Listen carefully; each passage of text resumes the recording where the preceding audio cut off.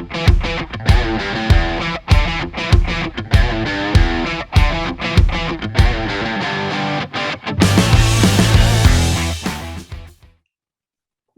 I'd like to welcome everyone to It's Showtime, an AGM panel discussion on the upcoming PGA show. We have 24 vendors with us today, which is about a third of our attendance, which is really exciting. Just in case some of you vendors out there don't know who the AGM is and what exactly we do, there's a link in the chat to get more information, and we'd love to have you get more involved with our organization as we strive to do what we do best, educate the golf retail industry. Now I'd like to get started. First of all, a huge thanks to all of our AGM's vendor partner sponsors. These types of programs would not happen without their sponsorship. And a huge thanks to our panel, who, if I did the Zoom right, they're all staying right put on the top of your screens. We'll see. I'm Tracy Moffett with K&K Consulting in Naples, Florida. This will be my 24th year attending the PGA Show. Here's the rest of our panel.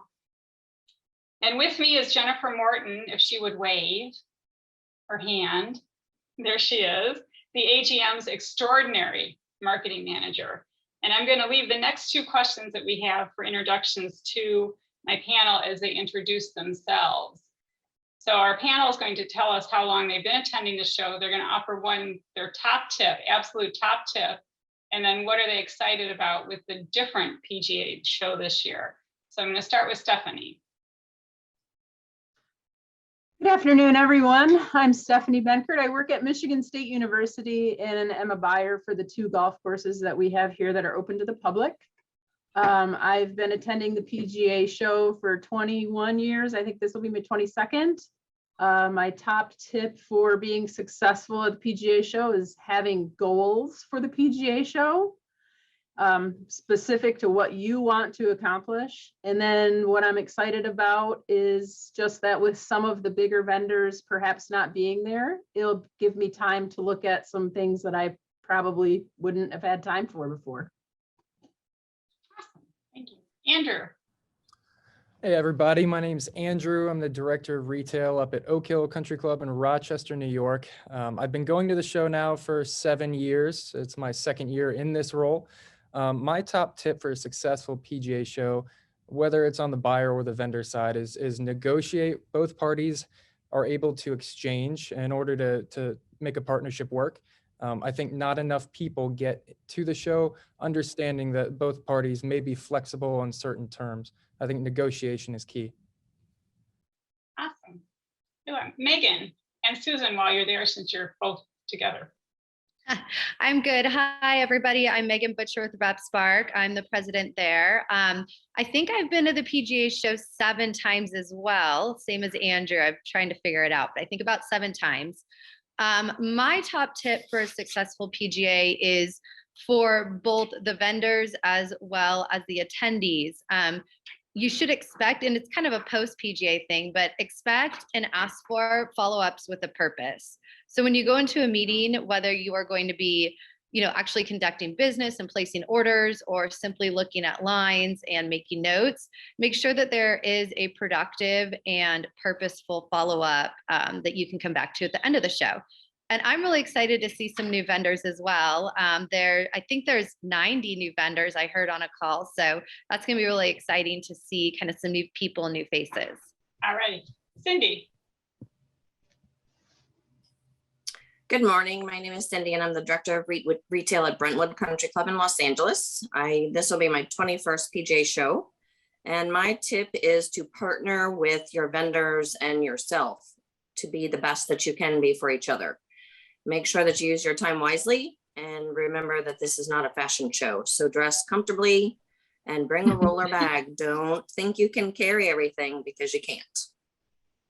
I love it. I love it. Dress comfortably. Heather. Hi, I am Heather Hadley. I am from Hagen Oaks Golf Super Shop here in Sacramento, California. This will be my 13th PGA show, and my top tip is to bring with you and kind of in the next few days, planning up to traveling to the Orlando, is get as many metrics as you can, whether what's your square footage of your shop, what were your annual sales within your men's apparel, ladies apparel, headwear sales, what were your top vendors, anything, any information that you can have metric driven, just to have at your ready, whether you share that with vendors or not. You can pick and choose who you want to share whatever you want with. The more metrics and numbers, information, margins, anything you have, it's more power for you. So that's my big thing. Awesome. And Lisa. Hi, I'm Lisa Langas, and I was thinking back, I've been out of the industry for about 8 years now, and but prior to that, I think I went to 18 shows in a number of different roles. So I'm a veteran, even though I've been away for a while. As a PGA event manager, my top tip for a successful show is to look at how to plan a few informational pieces into your day to make sure that, we're seeing a lot of exhibitors, we have a lot of goals and things we want to accomplish. But take a look at special events, take a look at conference, take a look at things that are happening. The fashion show would be great to see this year on opening night. So just make sure you have one thing that you're looking for to add value to yourself, your business, or your experience. Awesome. Thank you. Well, we'll be hearing more from Lisa in just a little bit. First, we're going to talk about preparing to attend the show. So getting yourself prepared. Stephanie, you had a lot of great ideas, so I'm going to come to you first on this one. Man, I feel like I've messed up so many times that I have a good running list now of all the things that I need to pack or bring with me. I bring snacks. I bring water. I bring phone chargers, sunglasses, lip chapstick, ibuprofen, just kind of the things that are going to make me more comfortable if something goes wrong, because inevitably something goes wrong. We talked about being comfortable with clothes. That's a really big one for me, making sure I feel good in the clothes that I'm going to wear. And have some layers. That's really important as well. And nobody can underestimate shoes.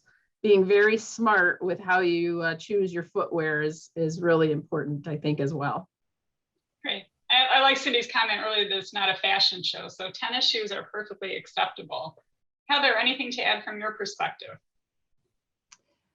I guess don't take, I did this in my early notes, but don't take every catalog or piece of paper or any kind of stuff they give you handwise, because I learned the hard way my first couple years of, yeah, sure. And then I'm packing my luggage to travel back to California with, 25 pounds of catalogs I'd written notes on. So like I said, don't take any catalog that's given to you. If you do write notes in them, give it back to them, let them mail them to you, because if they really want your business, they will. That's kind of my thing. Andrew, how about from a male perspective? How important are shoes? Yeah, no, thanks for acknowledging that. They're extremely, I mean, I'm not always carrying a bag or anything. One thing I will say is at the show, even if I don't bring a ton of stuff with me, I'll bring either a backpack or some kind of sling bag that I bring it empty, because I know I'm going to get a whole bunch of documents given to me. And the ones that I do want to take, I want something to put them in. But yeah, I wear tennis shoes, and I don't have to worry about getting cold because I'm usually in some sort of blazer or pullover anyway. But always make sure that you're prepared for that, because I have been to a show where it's cold when you get there and it's cold when you leave too. Sometimes those Florida nights get a little chilly.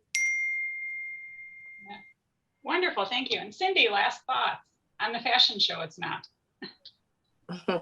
Well, that lesson was learned at first. Obviously everybody goes and they're all dressed up in their really cute outfits or sundresses or something that's not even golf attire, because they want to look great on the show floor, and they wear high heels, and it's a business opportunity. It's not a fashion show. That's why I made that statement. And you need to learn that early on, that you must be comfortable with working the show, because that's what it is. We are working while we're there. And the more comfortable you are, the better the show is going to be for you in the end. Great, thank you. All right, so we talked about preparing ourselves. Now we're going to jump over to preparing to do business at the show. I should say Meghann or Susan. Meghann, or Lisa, did you have anything to add to preparing for the show yourself, since you, from the vendor side? I should ask you. I didn't have anything. I would just say layer up. Sometimes it's really hot, sometimes it's really cold. You just don't know. So that's the only thing I would add that no one said. Lisa, anything from you on preparing yourself? No, don't stay in the lobby bar too long. Get some sleep. Get some sleep. One of our fine panelists said, hydrate, especially if you've been imbibing the night before. That was definitely, There you have it. All right, so now we're preparing to do business at the show. We talked a lot in our pre-panel meeting about the importance of gathering numbers. It's already been mentioned a couple times already. I'm gonna start with Andrew because he sent a visual aid for his, and let him talk especially about his numbers, what he brings, and how he uses his floor plan at this shop. Yeah, so right at the end of each season, our board finalizes our sales budget for the following year. So I can always make my OTB prior to getting to the show. And I think everybody needs to know their sales dollars that they can spend before they get there. You know, before you step into your meeting, you know what your budget is with each vendor, what the potential is that you could do with each vendor. That way it's, you know, it's on the table and everybody understands what you might be looking for. But this is something that I use not only for the PGA show, but just throughout the year to make sure that I know my shop. You know, every square inch of that shop, I know what display is where, how many units it can fit. I also know my storage capacities. So if I'm buying, and even if I have sales dollars that allow me to buy above and beyond what a display can hold, I don't want to go above and beyond what my storage capacity is. So I use this along with my open to buy to make sure that I'm always, you know, ahead of the game when I step into a meeting. So then all I have to think about is, you know, what color do I want? What size rims do I want? And is it the right quantity?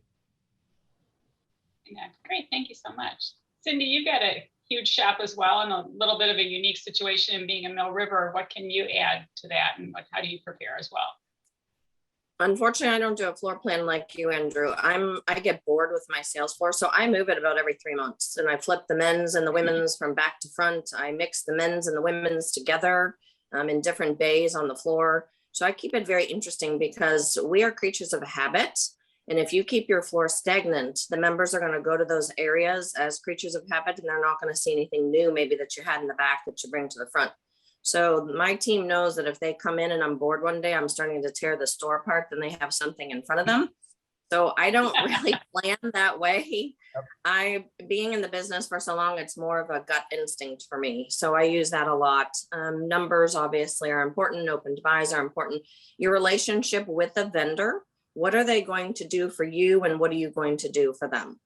So I really work with that. And then obviously I search new vendors too, because I always want to have a new vendor for both men and women every season. Yeah, that's great. Great insight there. Meghann, I'm going to come over to you. How can RepSpark help with our preparation? Yeah. Can I review previous orders? Yeah. So part of the way that you can prepare if you have access to RepSpark or to like RepSpark is you can pull numbers, seasonal numbers, top products by colors and styles and things like that, just to add to some of the metrics and data information. Another way that you can prep for the show is reach out to your brands and see if they have a digital catalog. Most of the brands that we work with, 40 to 50 brands in this vertical, have created amazing digital catalogs. And it's a really great way, even pre-show, to flip through it if the brands want to share that. If they don't want to share it pre-show, definitely ask for it when you're there. It's a great way to follow up. And also, so you're not pulling that huge bag. I think that was Heather who said that, or maybe it was someone else, or Cindy, but instead of pulling that huge bag, you can actually digitally take notes, get a follow-up of an assortment that you've created that you thought was really great while you're at the show, and then be able to get that digital catalog shared with you later, whether you're shopping from it, marking it up or whatever. It's a really great way to get ready for the show, and then also follow up from the show. So, reach out to your brands, see if you can get a catalog in advance or a sneak peek or something like that, so you can be really prepared. Great, thank you. Heather, Heather was the catalog queen there. So do you use a lot of the digital catalogs, and what else do you have to add about how you prepare? Hasn't been mentioned already. So yeah, I'm old school. I still get upset when people give me like zip files. I'm like, I still need to flip through a catalog, but anyways, I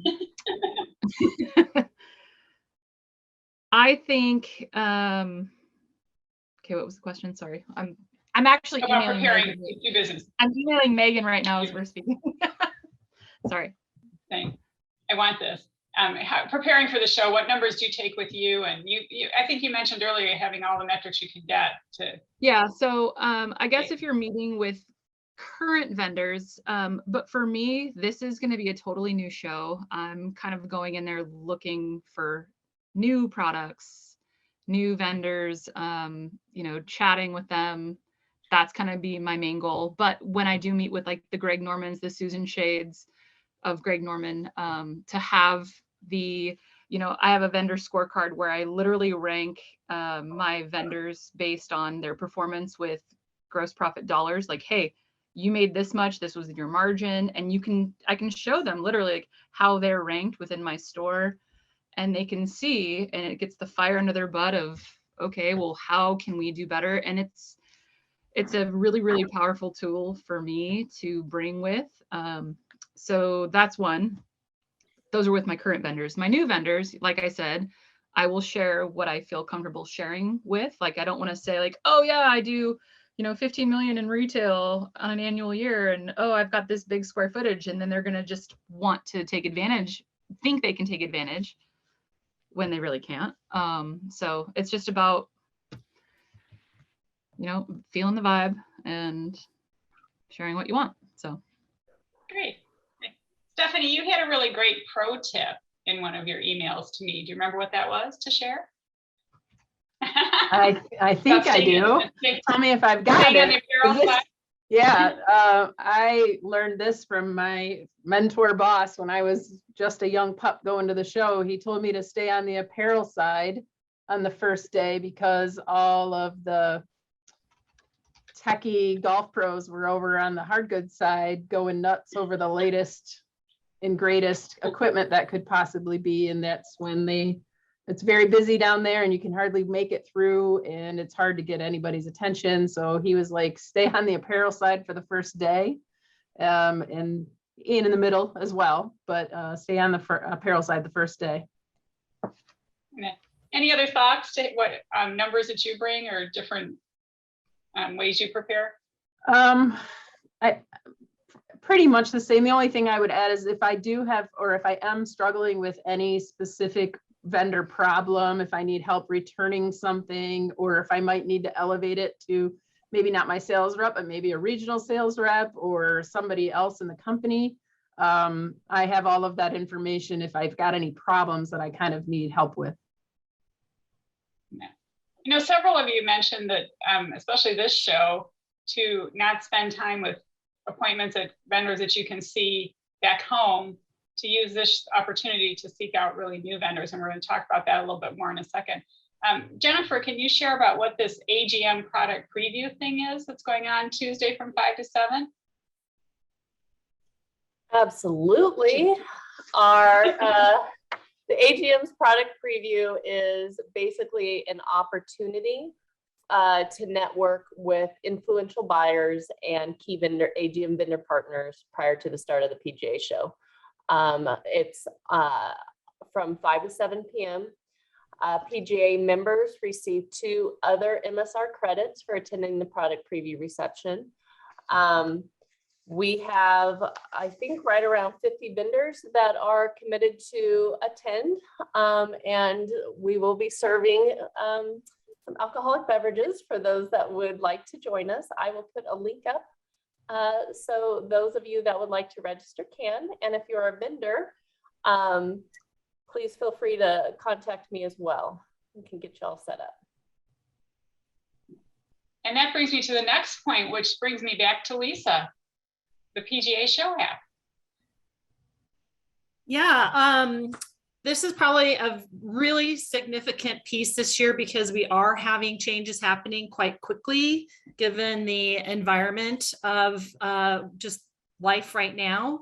So as much as we have things printed, things change. So the PGA mobile app is up, it's running, and that's where you get the latest and greatest updates in terms of exhibitors, in terms of events, in terms of education, all of the details that you will need. So if plans change, you know, you can look right there, which will be great. Just real quick, we are mask mandated at this point. I do want to call that out. We do not require vaccinations, but your health and safety. Wait, you can just go on. Yeah. Keep going. Oh. Just keep There we going. go. Great lead in. Great in. Great Our lead in. minds are synced. That's it. So, yeah, so it is mask required. We will have safety ambassadors on the show floor to remind people. We want everybody to be safe. We want everybody to be healthy, and we want to conduct business, you know, the way we need to. Of course, if you're eating or drinking in the food and lounge areas, at that point, you don't have to wear your masks. If you're attending conference, masks are required. Speakers will not be masked because it's hard to hear them, and we want to make sure you guys can hear all the content. But if you are not feeling well, on the website, there is a list of local pharmacies and places you can go to get tested. We will have masks on site. We are working on, this is not a guarantee, but we are working on trying to have home tests available. If we can get our hands on them, we will have them in the show office. But at this point, you know, we're trying to secure those. So with that said, the mobile app will have all the latest and greatest on health and safety. We have adjusted the floor layout. When you come in, we're having a wonderful opening ceremony, which will be a lot of fun. But as you enter the space this year, there's a whole new PGA Activation Center called the Hub that has lots of engagement, lots of activities. I think the pros, to your point, Stephanie, on day one are going to get stuck there because there is so much information happening in that location, lots of sessions from PGA, lots of information at the golf fitness stage. So again, a highly engaged area. There's a putting contest, there's closest to the pin, there's a giveaway of a golf cart happening, like lots of activities. The Frisco Center is in there also. So, you know, you're going to get stuck in there because it's really cool. The media center is phenomenal. And so that's going to be a little bit of a different engagement, and we'll still have the equipment testing center area. So the pros will have a lot to play with. They'll have a lot to still do, even without some of the major players.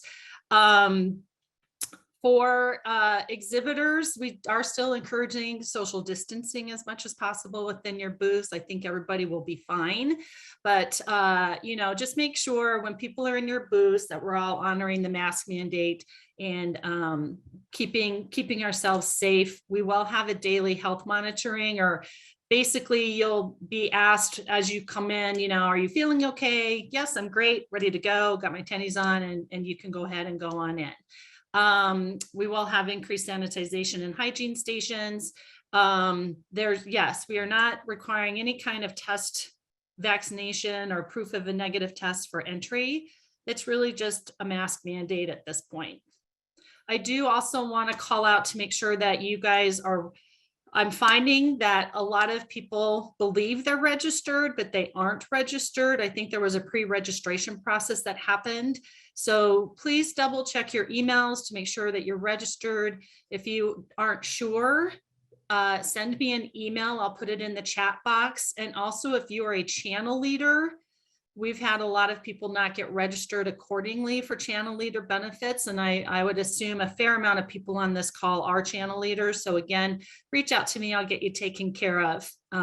So you have the right badge access, which allows you to get into the exhibit hall starting at 7:30 for pre-show meetings, a lounge area with food and beverage, and some other amenities for you. So, okay. Thank you. Lisa, would you mind sticking your email in the chat so people that need to reach out to you can do just that? I will do that So I right want to, now. all right, I'm going to go back to this for 1 second because we had a question from a attendee that sent this in beforehand. And I'm just going to open up to any of our panelists that want to tackle it. Do you think it'll be more important to set appointments in advance of the show due to less staff at vendor booths, resulting in not as much opportunity to walk up and see a line? Lisa's shaking her head, yes. In that. Exhibitors are expressing that they're not having as many appointments booked. I think people feel that they want to have time to see more. But if you know there's people you want to see, and if you know, looking at the new exhibitor list, you want to see some of these people, please, please, please take the time, make an appointment, plan it into your days, and everybody will feel a lot more comfortable knowing what their schedules look like. I've also heard from a bunch of our brands that we've talked to is some of them just aren't sending the sheer number of people just because of the space and the social distancing and things like that. So that may affect who's available when you go to the booth. So yes, I agree. I would make appointments, especially if you want to make sure to see someone there, because they're just not going to have as many people standing around ready to help as has been in the past. Andrew, have you made appointments with your whole long list of vendors? Most of them, the ones that I absolutely do want to see. There's a few on my list of 40 to 50 that I haven't made appointments with, but for me, that's only if I know I can follow up post show. If there's no chance I can follow up post show, I've made an appointment. Yeah, I've got a full list. Right. All right. Let's move on now to time management tips. This is a big one because especially for people coming to the show for the first time, even in a small scale, it's still going to be overwhelming. So how do you work on planning your appointments so you've got time for the whole show floor? What do you do with key vendors? We kind of touched on that a little bit. Appointments, and those of you that have multiple people coming from your facilities, divide and conquer came up over and over again in our notes for this. Regrouping and reviewing at the end of the day. So Heather, since you're from the biggest facility on here, I'm going to you first. No problem. So some tips for time management. Yeah, so my big thing is absolutely not meet with vendors that you can meet with. Like if you know your rep is there, oh yeah, okay, meet them back home, unless you want to schedule like a 30-minute appointment with their regional, the national sales manager, the owner of the company. And like I said, share like overall metrics, and the power is kind of really there with, your reps bosses, and you're kind of, you're with the whole deal. But it's the little dudes that you kind of want to navigate and then be in control of your time. If you do make an appointment, we're getting all these emails all week long, right? Like set up an appointment. If you want to set up an appointment, do it. But when you get there, go, hey, I got 30 minutes and you're in control of that and you don't want to like see the whole line and just sit there, like ask questions, you be in control. That's kind of my big thing of not letting you feel like you're being sold at, like you are the one in power, you're the one making every decision. And for the new people, at least. So that's. Do you typically book your appointments 30 minutes, an hour? Do you book them back to back, or how do you decide when and where you book? Yeah. So I kind of, let me look at my schedule really quick. I'm kind of being a little tight in the middle. I always plan on lunch because lunch and food is really important to me. So that sounds so silly, but it's true. Yeah, like I'll plan like a 45-minute to even just 30 minutes if I know it's a new meet. 45 minutes if I know I'm going to sit there, talk, share numbers, kind of look at their, new and exciting things. I'm not sitting and looking at entire lines because I can do that for the most part back home, unless it's like a Turtles and Teas who I only work with at the show.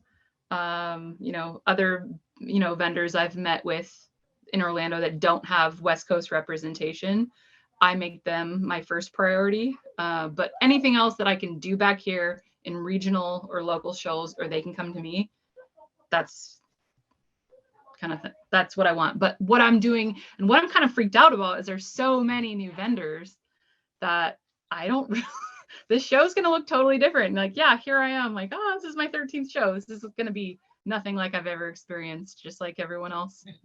So like, is it every booth going to be really busy because there's nothing happening on the hard goods side, right? I don't know. And as every booth going to be really understaffed to the where I'm walking by going, okay, no one's going to talk to me. Hi. So we don't really know. We don't really know. Very different that way. Yeah. Yeah. So that's kind of my only fear. Yeah, that's a good question too. Cindy, how do you plan your appointments and control them and that sort of stuff? I do about the same thing, and I kind of give an overview of what I'm looking for or what I don't sell so that they can pass on those styles if they're going to show them to me. I don't want to see that, or colors, so that up front they know not even to bother to show me those pieces. I agree with Heather. I don't see an entire line. I usually book about 45 minutes to an hour with a 15-minute buffer. And if I don't see that there's a good fit, I appreciate their time and I cut it short if possible and move on. There's no sense in wasting my time or theirs if it's not going to be a good fit. Yeah, I leave lunchtime too, because several years I booked myself silly being first and new at the show and thought I had to do everything and anything and was involved in so many things that I didn't have lunch ever. You were exhausted by the end of the day. And that doesn't serve you either. So not only the fashion show part is important in the shoe, but stopping to actually take time for yourself is vitally important, because you're not going to get the work done you think you will if you run yourself ragged. Very true, very true. And that, Andrew, Cindy mentioned the 15 minutes between appointments, and I know you do the same thing. How do you plan your day when you're at the show? Yeah, I make sure there's at least 15 minutes. I'd prefer a half hour because, I mean, like somebody said in the chat, I think it was Peter, it's never going to be on time. You're always going to have meetings bump up next to each other. Someone's going to be late before you. I mean, a half hour for me is ideal. Now, I'd like to meet with more people than a half hour between each meeting allows. So I try to go 15 minutes. But between walking time and I'm the same way, I have to eat lunch too. So I set aside an hour. I meet with the team. We all need to eat lunch. Oh yeah. Sorry. We all need to eat lunch. I set aside an hour for lunch. We use that as meeting time. So the roughly 8 to 10 people who will be coming with us, we all congregate. We talk about what we did in the morning, what objects we've achieved, and what we need to go out and what goals we need to fulfill in the afternoon. Everybody's got a task. But at least 15 minutes in between, I'd say. So divide and conquer is important for your team. Yeah, it's essential. We're trying to, I put someone in charge of ladies' tea gifts for events. So they go out, they scour the floor for what I might have missed in our ladies' events and what what our budgets are for that year. Someone does men's events, someone does, accessories that we might have missed or new accessories. Everybody's got at least 1 or 2 things that they tick off during the 2 to 3 days that they're on the show floor. Amen. Awesome. Stephanie, anything that they might have missed? He teed me up really well. I usually spend a good amount of free time in the middle part where all of the accessories and head covers and that kind of things are. There's a lot of smaller booths in there to see. So I try to go through it a little bit at a time, but I try to go through it like twice because it seems like I always see something different. The apparel side's great. The hard goods side is great, but in the middle is usually a lot of small things that I don't necessarily have time to do when I'm at my shop. It's a lot easier to do it kind of all there. Yeah. How about the importance of taking pictures too of everything that you're seeing? We've all got our cell phones with us. Stephanie, you had mentioned stopping at the AGM booth every day. Why do you do that? I do.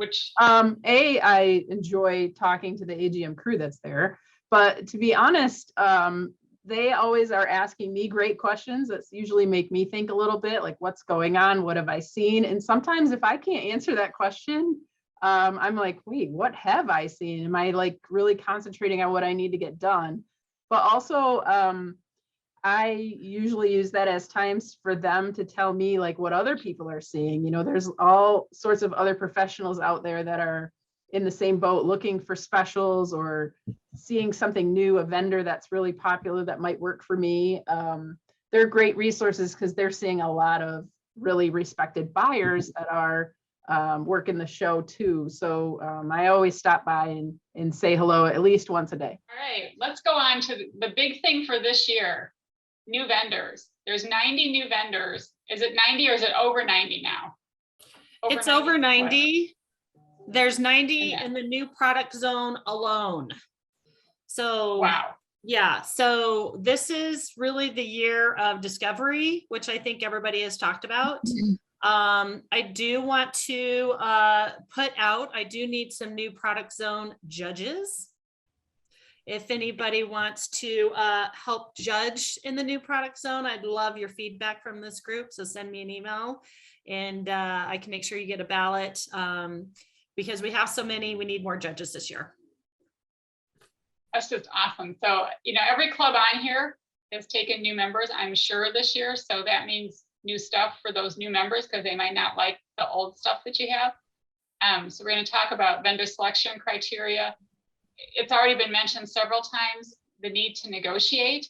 And that, so I'm going to start first with Andrew because the man of visual aids has sent us another one. And I want him to talk especially about his new exhibitor tour that he goes on at the PGA show. Yeah, so I like having things prepared ahead of time, if you couldn't already tell. So I create a little document. I print out about 50 of them and I put it in whatever little satchel or backpack I bring with me. And each one of these is a promising new vendor that I meet with. So whether or not I actually have a meeting or it's just a flyby that I do and I want to jot down some quick notes and take some pictures, I'll fill out this information. Sometimes I fill out one line, sometimes I fill out every line depending on the vendor and how interesting it appears.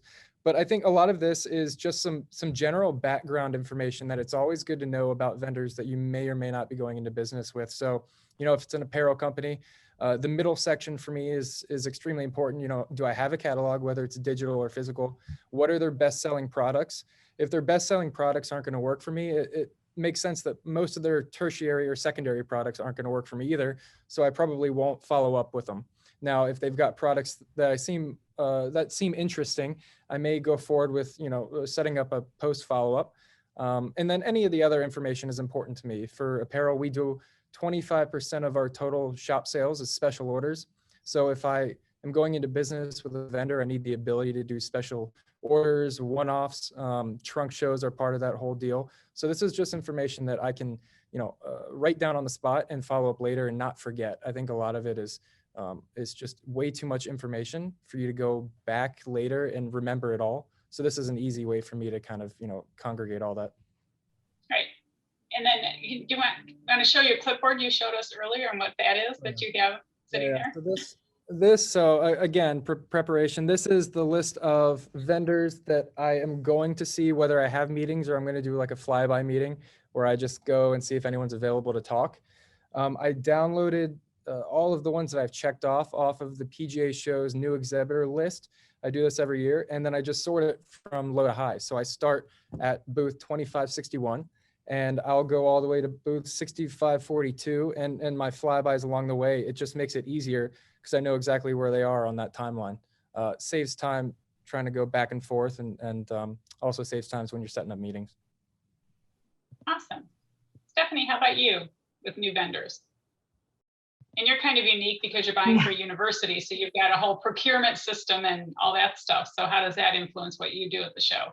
Yeah, I am different in that, and it makes it easier and harder at the same time because I'm really stuck to MSU licensed products. So it really takes a lot of vendors out of the mix unless I can feel comfortable that they could get licensed, which it happens and is wonderful. So it's a little different, but I still have, just like everybody, hard goods and things that maybe aren't logoed that I talk to them about, and I find out kind of, we talked about this a little bit about like, I usually look at them a few times before I actually make any deep commitments, but I definitely talk to them about what they have to offer, what kind of deals maybe they can provide that gets them in the door. whether that be a trunk show, whether that be a small group, whether it be something like that, to just try, so that I'm not going to get burned if it was something that didn't really work out. Great ideas. Cindy, what do you do with your new vendors? They have to do a couple pop-ups, and we see what the needle looks like at the pop-ups. From those, if it resonates with the membership, and then I bring them in and give them a spot in the shop. And it's a consignment. If you can't do a pop-up, hey, send me in a box of goods, we'll consign it, see how it does. And then if it doesn't work, I'll send it back. And it's not for credit on product moving future, it's a check if it doesn't work. So I have to sell at least half of the product they give me. That's the deal. And if I don't sell half within about 45 to 60 days, then it goes back. And thank you so much for the partnership, but let's move on. She's a tough cookie there. So Yes. Peter Line, thank you for this comment in the chat, that when meeting with vendors and negotiating anything, make sure that you have legible and complete notes detailing the deal or program you've agreed on. Vendors often have, I was going to say selective memory, but suffer from short-term memory loss at the show. That's such a good point, because make sure you get in writing anything that you do negotiate there, because not only do they forget, but we can as well. So keep that in there. Heather, how about you on new vendors? Yeah, I'm kind of geeking out on Andrew's question form. I want to use that this next week. I'm totally going to print that out and take that, I swear. But yeah, we used to before COVID have this huge golf expo. If you don't know, we would do it over 3 days in April. It would be like 26,000 people. And that's kind of where I would test out, since we're a public facility on, 2 18-hole courses. We don't have the membership to do, pop-ups like that, but we would, I would be able to test it that way and kind of gauge. Since we haven't done that, I'm just kind of more going with, watching them kind of grow as a business, or going with my gut. And, are they a higher risk vendor to work with or a lower risk? Are they, doing everything on wheels with consignment, or are they willing to do, really, long dating terms? It's all those little things that, help me go, okay, well, I believe in you and I can see your growth, or I'll watch you for, another year and I'll see you again next year in 2023, which I've done. And I've finally done business with, different, like Catherine Way. I watched and I finally, pulled the trigger, and we've done awesome. And it's like the Zuzus, those brands are like super fun, where I've seen them grow. Yeah, so that's kind of how I. It's a great point on new vendors. I know when I was buying, I would always, like, if they were there the second year, then I'd take a real serious look, unless it was something, like an accessory item, a trendy, it's going to be not cool next year, then I would bite the bullet. But on an apparel line, kind of took a chance and waited on that. Susan, any thoughts on new vendors from your perspective? Oh, go ahead, Heather. No, it's fine. I was just going to say, like, kind of watch them grow as a vendor within the show floor, which means nothing now, because like I said, every vendor is going to look different with our space. But as they built their space within Orlando, you're like, okay, they're doing well. And it's true. They've got more money, they're more successful, they're in a bigger space. So awesome. Susan. Yeah, and Meghann. No problem. We got it. We're interchangeable today. We always tell new vendors as well who go onto RepSpark that, keep your retailers, your pro shops up to date with what you're doing. If they didn't sell, buy from you maybe this season, put together a line sheet, put together a digital assortment, do something like that where you can share it and really be proactively following up with these different, retail establishments, pro shops, wherever they are. And that way they can see as your line progresses, or you have a new color story or things like that. You can really send that to them in a curated assortment or kind of a custom digital catalog. Another thing that, we hear a lot of the retail pros asking is kind of, what support do you have? Do you have a platform like RepSpark that, I could access if I want to look up my own tracking or I want to, run a report, or I want to place an order. Are your reps going to have that type of information? So again, just that other kind of digital support is always a good question to ask. Great. One other thing, I don't know if it's on Andrew's form, he'll be putting it on if it's not. Are they an AGM vendor partner? Are they supporting the organization that's providing this today for you? And if they are they offering any kind of special promotion for AGM members, which a lot of them do at the show, such as maybe free freight, free logo, if you write your orders within 2 weeks of the show, you get this. So be sure and check out the AGM site. When you stop by the booth every day, we'll have a list there and we can tell you what they've got going on. Jennifer can tell you that. But, ask those types of questions as well. Are they supporting not only the AGM, but PGA Retirement Plus? There's lots of other things out there. Other thoughts on new vendors from the panelists? Got that good? All right. All right. One more thing there. Technology. So Meghann, I'm up to you. And you've talked a lot about this already, but in case I forgot anything or missed anything, what else can you, how can we use RepSpark for the show? And especially your merchandise board and your community. Talk about that. Great. Yeah, I did kind of touch on catalogs and all of the digital catalogs and digital follow-ups and all of that.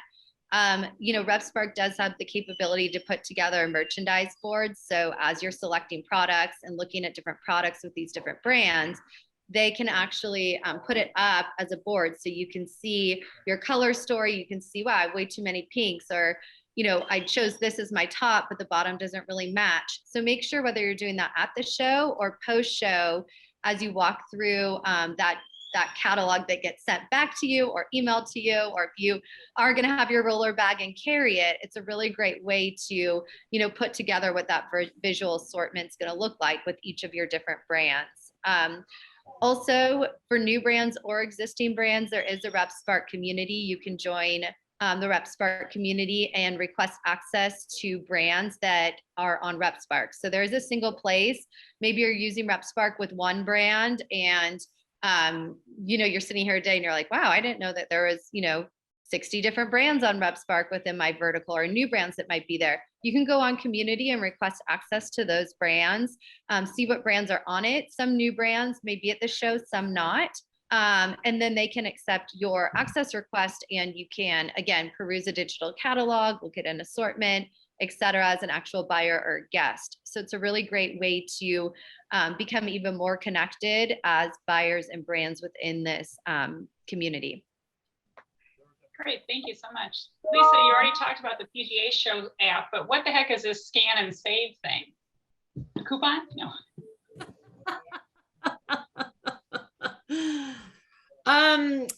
Honestly, I'm not really sure. Oh, I read about it. Does anyone know what that is? Anybody saw that on the website? I think it's part of the, I think it's part of QR codes. Yeah, there's QR codes everywhere for everything, but actually, you know what? I think it might be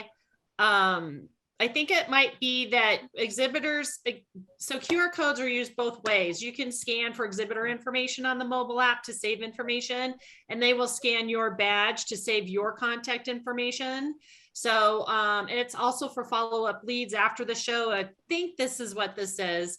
I'm new to the role. I'm still finding things out. Okay, so she's been there a month and she doesn't know. What I read about it was that it's like a QR code, and you can go to the vendor's booth, and if it's something you're interested in looking at again when you get back home, you've got that information, and you've got the link to their website and all that stuff without having to write it down, remember the booth number, say what the heck was the name of that company? Exactly. That kind of thing. So that sounds like a pretty. The other thing that we're really encouraging exhibitors to, you will probably find a fair amount of exhibitors are really wanting to scan your badge so they can reach out to you. So it's that dual communication, it's creating those relationships. So it's a back and forth. Awesome. Stephanie, speaking of after the show, go ahead. The digital app will update exhibitors that change. So that's your most up-to-date location to look. At this point in time, we haven't had anybody significant drop out this week. Like, things are pretty settled. Not a whole lot has changed. But if something does change last minute, you never know these days, go to the mobile app for the floor plan, and that will continually to be updated. Awesome. So a good segue to the after the show. Stephanie, you shared some points and tips that you have for what you do after the show to be sure to get the most of the show. Would you mind sharing those? One of the main things is I make sure that I schedule time to like get myself back organized. I send artwork files to people I need. I make sure I put all the orders in my inventory system. I talk to sales reps, make sure I have order confirmations for, like Peter said, people that have maybe a short-term memory loss. I finish any orders that I feel like, you know, I'm gonna pull the trigger. I share any catalogs or contacts or anything with maybe somebody that couldn't attend, like maybe my food and beverage manager couldn't attend, and I give them information.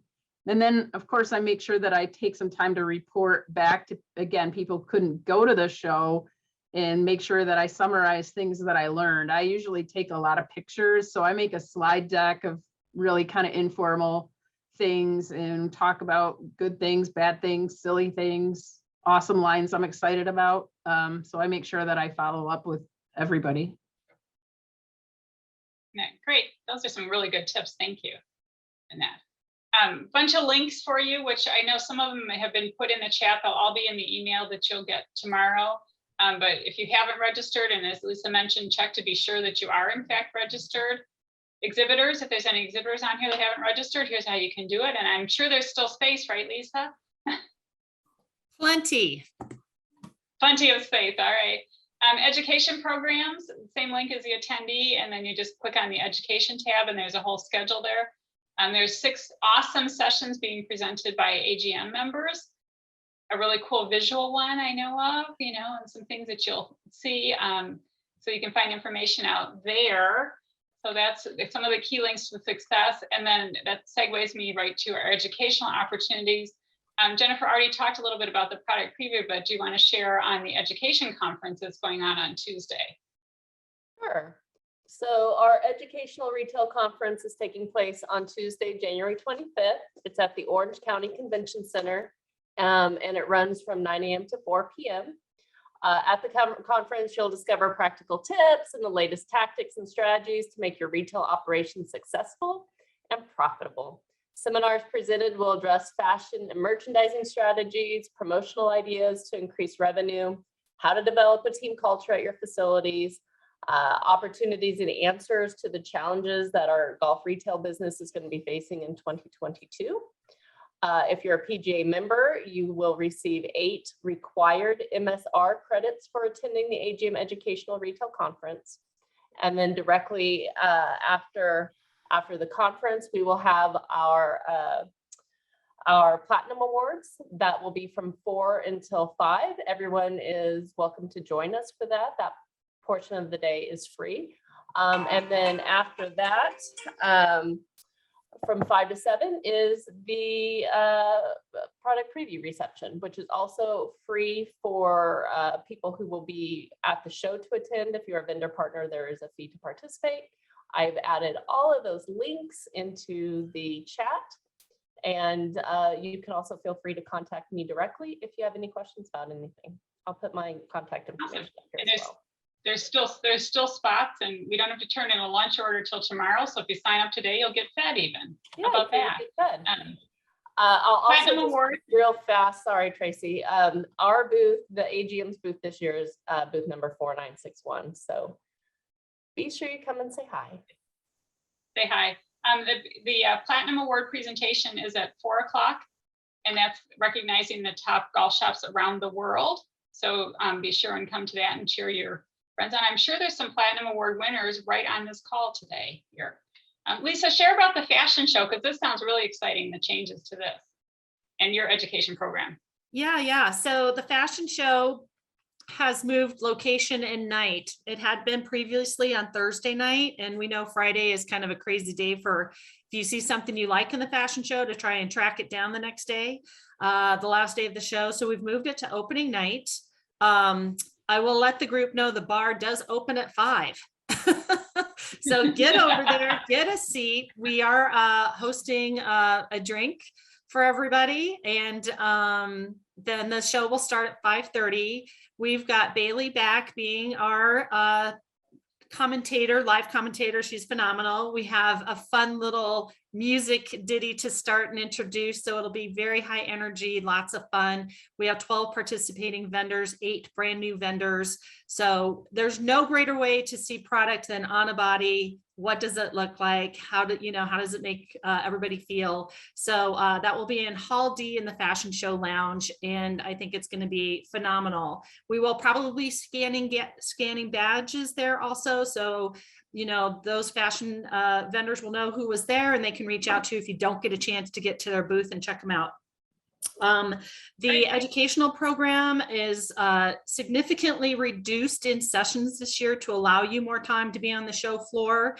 There's only 2 NGCO panels on Wednesday. So Wednesday is basically content free. There won't be much content on Wednesday, so you can go wherever you need to go, see whoever you need to see on Wednesday. Thursday and Friday, the retail segments by the AGM are early in the morning. They start between 8:30 or 9 on those days. So make sure if you want to get some great retail content, that's in the morning. The educations are all based upon PGA professionals learning tracks. So coaching and instruction, operations, etc. So you can search by track if you need some content there. The all access pass is probably the best way to go because it will give you all of the programming on demand after the conference is included in your registration fee for an all conference pass. So if there's content you want to see and there, 2 things are running at once, because you'll be able to have the on demand after the fact, you will have all of that information. And so you can see those choices when you register. You can also register for single sessions if there's just one session that you want to see. Awesome. Thank you so much. So now I want to get on to, I had a little ad I forgot to put up there. Sorry, for both of our things, the 8 credits. What's new for 2022? Lisa, I think this is you, and you probably have covered an awful lot of this already. Would you look down the list and tell us if you didn't? Yeah. So we haven't really talked about demo day. I know it's hard when on Tuesdays all the days are getting so busy anymore. But demo day is really focusing on some different experiences with coaching, instruction, fitness. We still have activation with equipment testing and things like that, but it's a little bit of a different experience this year and much more on experience and education than previously. So that'll be fun. We've talked about the new vendor zone. There's going to be 90, the new PGA of America hub. Again, you're going to walk through it.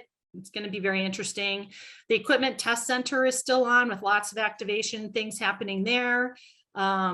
We talked about the fashion show. We talked about education schedule. So if you guys have any questions on any of this, just shoot me an email. I'm happy to talk through with anything. And of course, the website, special events is all on there. The golf fitness stage is on there. It's all there.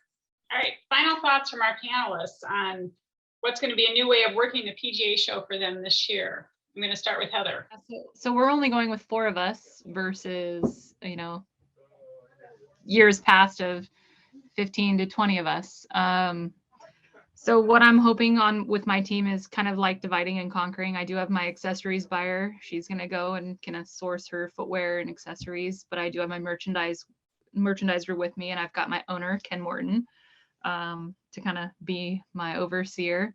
And the fact that there are 90 new vendors, the fact that I've got 3 other people with me is going to be a huge help, because at the end of each day we come back together and we kind of share, pictures and, who'd you visit.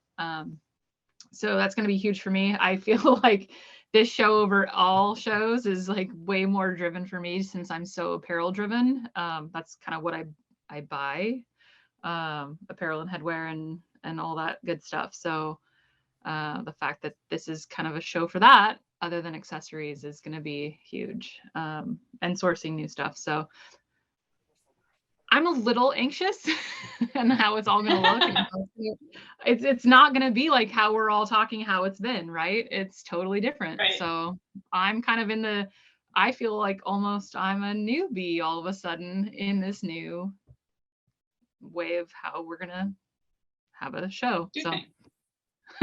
Awesome. it's kind of silly, but. Cindy, how about you? Thank you. Cindy.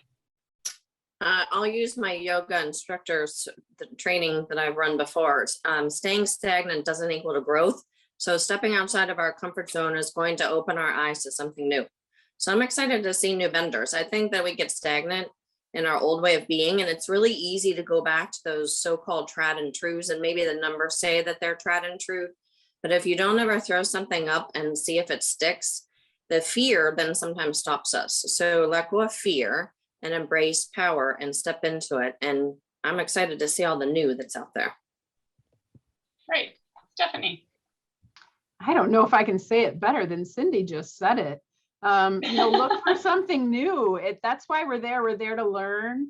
And I never get tired of networking with people from, all over the place that I've encountered through my time in the golf industry. So I do try to make a little bit of time to pick some other people's brains as well. Sometimes it is my own staff at the end of the day, but a lot of times it's other professionals as well from different places.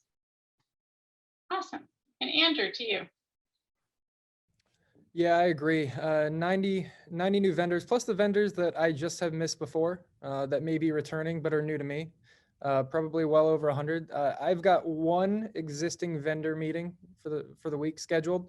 Over 20 new vendor meetings. So you can see we're all looking for the new products. We're looking to make relationships with new vendors, and I think that's how it's going to be this year, given that the way COVID has made us go this year. But I also am going to spend a good deal of time on education.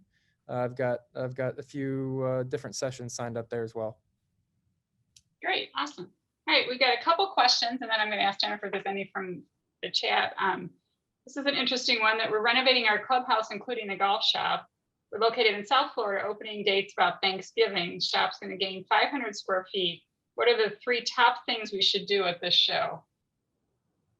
Visit a fixture company if you don't already have one. Could I just throw that out there? And since you're in Florida, I'd go visit Bar Display because they're right in Florida too. Other thoughts? Gosh, Heather, with all the new vendors that have her traumatized.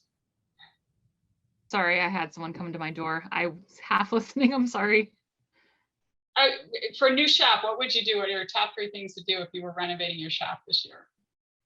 You kind of hit it on the head with fixturing for one, kind of like how you want your shop to look, knowing your square footage, and kind of get Andrew on board to make a schematic of what that shop looks like. where you want that Peter Millar and whatever else you want in there. No, I would tag team that, Heather, with now would be the perfect time to look at your price points as well as your current vendors and see if there's any room or necessity to swap. If there's ever time for change, it's going to be when you're adding in 500 square feet. Maybe you're adding in 500 square feet, but 250 square feet is being used by a vendor that isn't meeting your turnover goals. So really, you've got 750 to work with. I would say right now, take a hard look at your specific vendor numbers, your metrics, and evaluate if there's any room to bring in new ones and drop old ones. Mm-hmm. You literally, if you've got if you've got the system to figure out if you know your square footage, and then if you know your sales per square foot, and if you know what that vendor is doing, sales, per dollar, what per square foot that they're doing, that's really, really powerful. And if they're not performing at what you want versus another vendor, then that's super easy negotiation. Go, hey, you're doing this, they're doing this, and it's all about business. And if you can help me figure out how to do better, then I'm willing to work with you. And if you're not, then all right, I'm going to give this to a newer vendor for my new square footage. And then other than sourcing your own like bar display stuff, ask them for their own fixturing.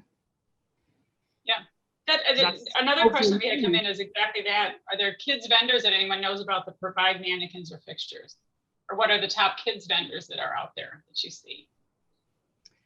Somebody Other than mentioned Gar- one earlier. I was gonna say, other than Garb, I think Turtles and Tees, I've had nothing but huge success with. I don't know if they've got mannequins or busts or any kind of POP other than what I've kind of sourced on my own, of like getting stuffed animal turtles just to help with displaying. It's a girls brand, but I've sold almost through it every single season. But Garb is your other kind of main workhorse with that. Yeah. And the fixture companies will have, I know Bar Display's got children's mannequins and props. Yeah, and even if that specific vendor doesn't offer fixtures, you can also ask for a credit that can be applied towards fixtures. We do that with a number of our vendors. As soon as they get more floor space, we may ask for, part of our negotiation is either asking for invoice dating, embroidery credits, free embroidery in a lot of cases, freight credits, or fixture credits that can be applied to bar display. Oh, that's wonderful. Great idea. All right, Mhm. Jennifer, were there any other questions in the chat?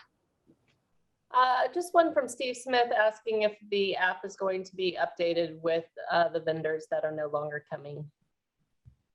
And I think Lisa had to leave at 3-inch, but she had said yet before that it would be updated daily. So that will be there in that. So if there's no other questions, I'd really like to give a huge shout out to our vendor sponsors and our incredible panel, all those years of experiences, and everybody that joined us today. It's a week away, folks. So we'll see you all in Orlando next week. And on behalf of the AGM, we wish everyone a very good show and a very safe show. So thanks so much for joining us today, and we'll see you all on the show floor. Stop by the AGM booth. Wait, there it is, 4961.